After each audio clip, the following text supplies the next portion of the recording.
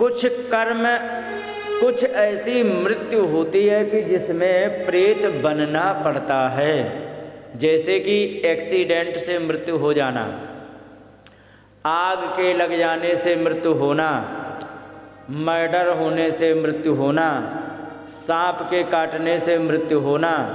इससे क्या है कि ये अकाल मृत्यु होती है। और अकाल मृत्यु का परिणाम ये होता है कि जितनी शेष आयु बची थी वो प्रेत बन के भोगनी पड़ेगी। तो प्रेत बन के भोगने के कारण, चूंकि उसकी आत्महत्या हुई थी, उसकी मतलब हत्या की गई थी, जिसके कारण वो प्रेत बन गया। पिताजी चले गए थे भजन करने, माताजी कुएं में कूद के गिर पड़ी, तो गोकर्ण जी थे जो गौ से उत्पन्न हुए थे, उन्होंने सोचा कि हम ऐसी जगह क्या करें, हम भी जाएं भगवान का भजन तीर्थ यात्रा में।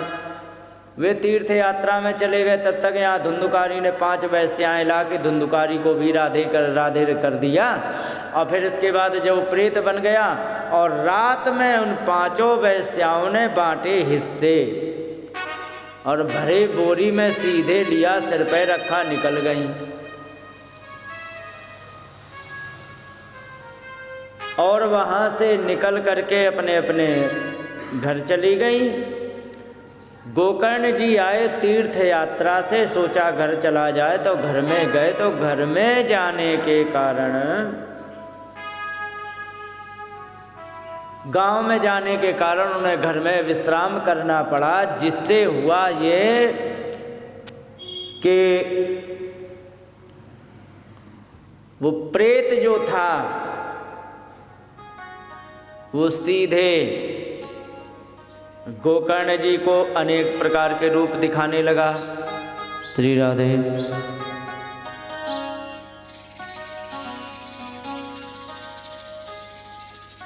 अनेक प्रकार के जब रूप दिखाने लगा, तो रूप दिखाने के कारण उन्होंने सोचा कि निश्चित कोई प्रेत आत्मा है। उन्होंने गायत्री मंत्र का जाप किया और उसके ऊपर जल छोड़ दिया।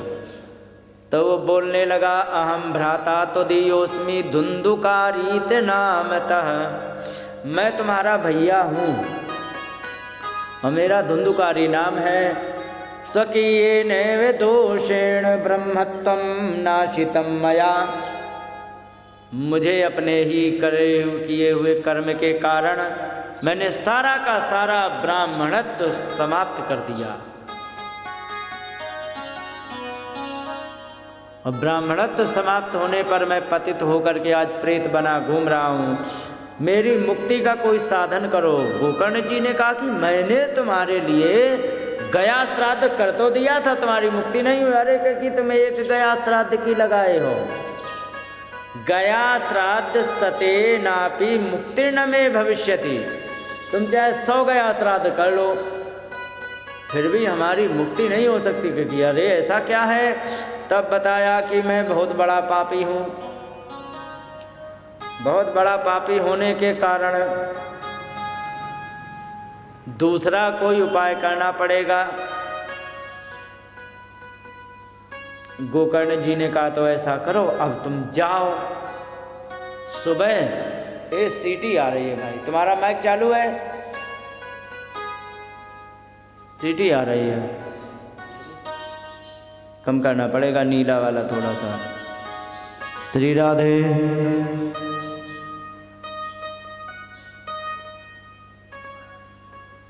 श्री राधे। बस अभी भी आ रही है, इस तरफ वाला कम करो। श्री राधे। श्री राधे। बस श्री राधे। अब ठीक है।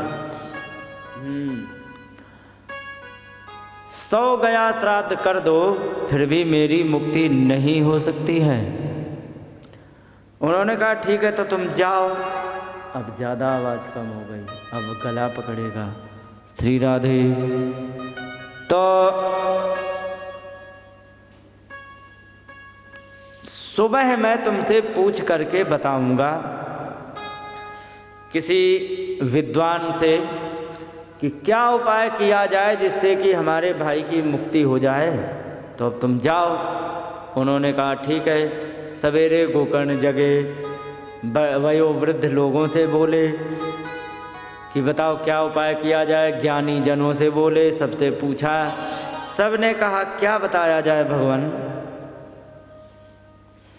आप तो महात्मा हो, तीर्थों में भ्रमण करते रहते हो, आपको तो ज्ञान है, मुझे तो ज्ञान भी नहीं है, मैं क्या बता दूं।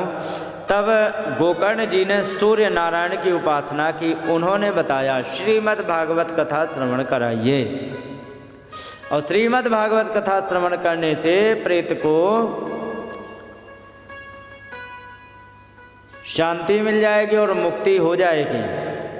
और इस प्रकार से जब उन्होंने कहा तो उन्होंने आयोजन रखा तो एक जगह उसे ठहरा दिया गया, तो अब रुके नहीं, क्योंकि शरीर हो तो रुक पावे, हवा से उड़ जाए। तो गोकर्ण जी ने वहीं पर 7 गांठ का एक बांस खड़ा कर दिया, कहा कि बस तुम यहीं बैठो आराम से और कथा सुनो। धुंधुकारी ने प्रथम दिन की कथा विश्राम होते ही उसकी एक गांठ चटक गई बांस की। बड़ा आनंद हुआ उसे, बड़ा प्रसन्न हुआ। और दूसरा दिन ऐसे 7 दिन जब कथा चली तो 7 गांठ फूट गई, और जैसे ही 7 गांठ टूट गई तो उसी समय वहाँ पर दिव्य रूप धारण करके वहाँ भगवान के पार्षद उसे लेने आ गए, और बड़ा ही सुंदर रूप धारण किया उसने। और सुंदर रूप धारण करने से भगवान के पार्षद ले गए तो प्रेत की समस्या से वो छूट गए। तो जिसके भी यहाँ प्रेत की समस्या हो या पितर दुखी हो, तो पितरों को प्रसन्न करने के लिए श्रीमद् भागवत कथा को अवश्य ही श्रवण करनी चाहिए।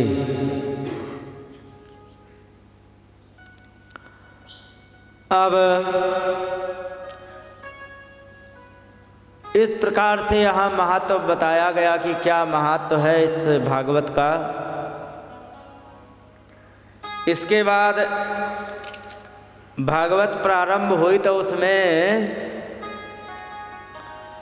6 प्रश्न किए गए। पहला प्रश्न ये है कि ये बताइए भगवान, कल्याण करने का सर्वश्रेष्ठ साधन क्या है, पहला। दूसरे में पूछा गया कि करने के लिए बहुत कुछ है, सुनने के लिए भी बहुत कुछ है, तो आप ये बताओ सर्वश्रेष्ठ साधन इसमें क्या है। भूरीणि भूरि कर्माणि श्रोतव्यादीनि विभागशः, बहुत से कर्म है, बहुत से सुनने के लिए हैं, लेकिन अतः साधोत्र यत् सारम, इन सबका सार क्या है ये बताओ।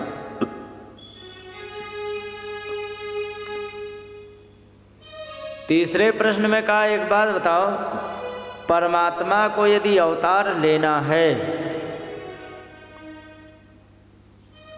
तो उसके लिए कोई कारण नहीं बनता है। सोचो कि दुष्टों को शांत करने के लिए, सबको सुखी करने के लिए, सबको सब करने के लिए भगवान अवतार लेते हैं, तो ये भी ध्यान रखने की आवश्यकता है कि परमात्मा को कुछ भी करने के लिए अवतार लेना ही आवश्यक नहीं, वे संकल्प मात्र करेंगे और इतने में सारा काम हो जाएगा।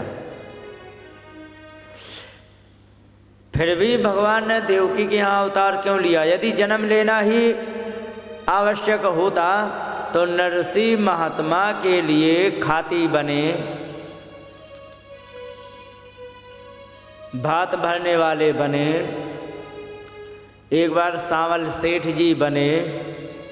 तो यदि यही करना था, जन्म से ही यदि हो सकता था, तब नरसी की रक्षा फिर कैसे हुई? इसका मतलब है कि जन्म लेना भगवान के लिए आवश्यक नहीं है कुछ भी करने के, लेकिन फिर भी भगवान ने अवतार लिया। देवक्याम वसुदेवस्य जातो यस्य चिकीर्षया, जो करने के लिए भगवान ने जन्म लिया है, इसका निश्चित कुछ ना कुछ और कारण रहा होगा, ये मुझे बताओ। इसके बाद ये बताइए, तस्य कर्माण्युदाराणि परिगीतानि सुरभि ब्रूहिणा श्रद्धानानां लीलया ददता कलाम। भगवान की बहुत सी ऐसी लीलाएं हैं जो विद्वान लोग गाया करते हैं। तो आप भगवान की ऐसी लीलाओं को भी श्रवण कराएं। और दूसरी बात ये बताइए कि भगवान लीलाएं कौन कौन सी करते, ये भी सुनाएं। और ये बताइए कि जिस समय भगवान ने इस पृथ्वी से जब धराधाम को छोड़ दिया था,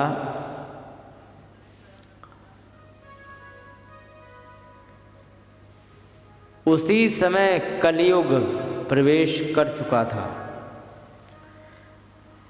और चूंकि कलियुग का मित्र,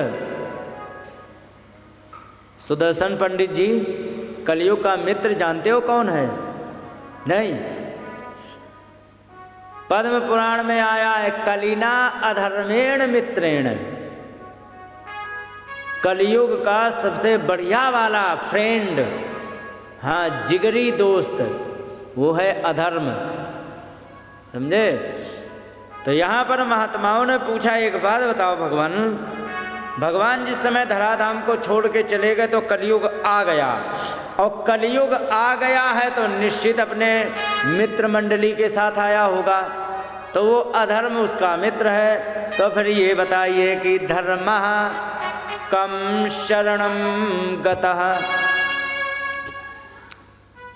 तो फिर धर्म किसकी शरण में गया, ये बताओ।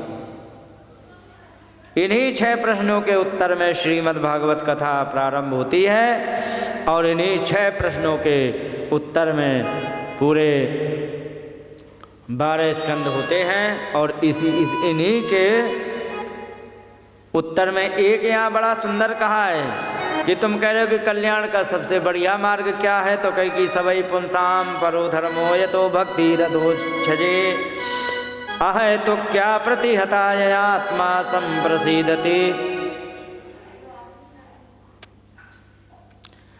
क्योंकि आपने जो पूछा है कि कल्याण का जो परम साधन क्या है, तो कहा कि अहेतुकी अप्रतिहता भक्ति ही। अगर जो अहेतुकी और अप्रतिहता भक्ति हो जाए भगवान में, तो यही सबसे बड़ा परो धर्म, यही सबसे बड़ा धर्म है। बोलिए गोविंद भगवान की जय।